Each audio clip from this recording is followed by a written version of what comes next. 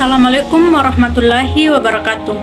Perkenalkan, nama saya Susanti dengan NIM 22060150213 dari kelas B, Program Studi Pendidikan Pancasila dan Kewarganegaraan Universitas Negeri Makassar. Di sini saya akan menjelaskan materi tentang tipe-tipe negara oleh dosen pengampu Bapak Muhammad Amin, SPD, MPD. Halo teman-teman, kita akan masuk ke dalam materi yaitu tipe-tipe negara. Tipe negara dibagi dalam beberapa bagian sih. Dalam sejarah pertumbuhan ilmu negara, tipe-tipe pokok negara dapat dibagi atas 5 bagian, yaitu yang pertama, negara Timur kuno atau purba, yang kedua, negara Yunani kuno, yang ketiga, negara Romawi kuno, dan yang keempat, negara abad pertengahan, dan yang kelima ada negara hukum. Kita akan melangkah ke materi, yaitu pengertian negara modern. Buku State Democracy and Globalization 2004, Kendall dan Kim menjelaskan pengertian negara modern adalah modern tatanan negara yang meliputi seperangkat aturan kompleks dan formal yang berlandaskan tatanan institusi dan pejabat negara.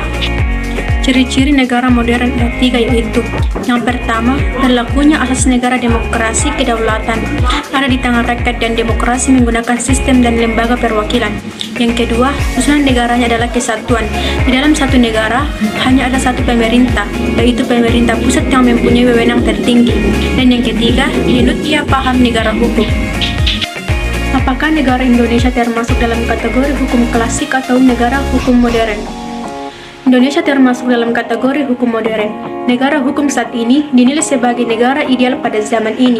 Negara hukum juga dinilai merupakan negara dalam bentuk modern.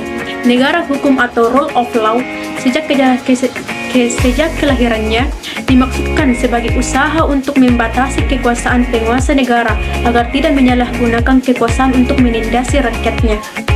Secara politis, Indonesia secara politis adalah negara modern karena ciri-ciri di atas dimiliki serta Indonesia merupakan negara konstitusional yang dapat dikatakan dimulai sejak ditetapkan atau disahkan Undang-Undang 1945 sebagai Konstitusi Negara Kesatuan Republik Indonesia atau NKRI pada tanggal 18 Agustus 1945.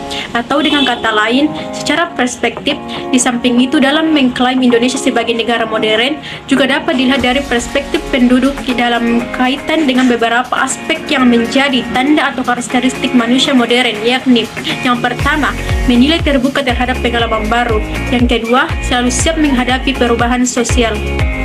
Jenis-jenis negara modern ada 4, yaitu yang pertama, negara konstitusional, yang kedua, negara liberal, yang ketiga, demokrasi perwakilan, dan yang keempat, pemerintahan partai tunggal. Adapun Indonesia sebagai negara hukum atau rule of law, pengertian rule of law adalah prinsip hukum yang menyatakan bahwa negara harus diperintah oleh hukum dan bukan sekadar keputusan pejabat-pejabat secara individual. Prinsip tersebut biasanya merujuk kepada pengaruh dan wewenang hukum dalam masyarakat, terutama sebagai pengatur perilaku, termasuk perilaku para pejabat pemerintah. Pengertian rule of law menurut ahli yaitu Sarjipto Raharjo yang menyatakan bahwa rule of law adalah sebagai suatu institusi sosial yang juga memiliki struktur sosial sendiri. Rule of law tumbuh dan berkembang seiring dengan pertumbuhan masyarakat Eropa serta dapat memperakar sosial serta budaya Eropa yang bukan institusi netral.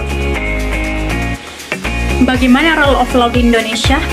Di Indonesia, inti dari rule of law adalah jaminan adanya keadilan bagi masyarakat, khususnya keadilan sosial. Pembukaan Undang-Undang 1945 memuat prinsip-prinsip rule of law yang pada hakikatnya merupakan jaminan secara formal terhadap rasa keadilan bagi rakyat Indonesia.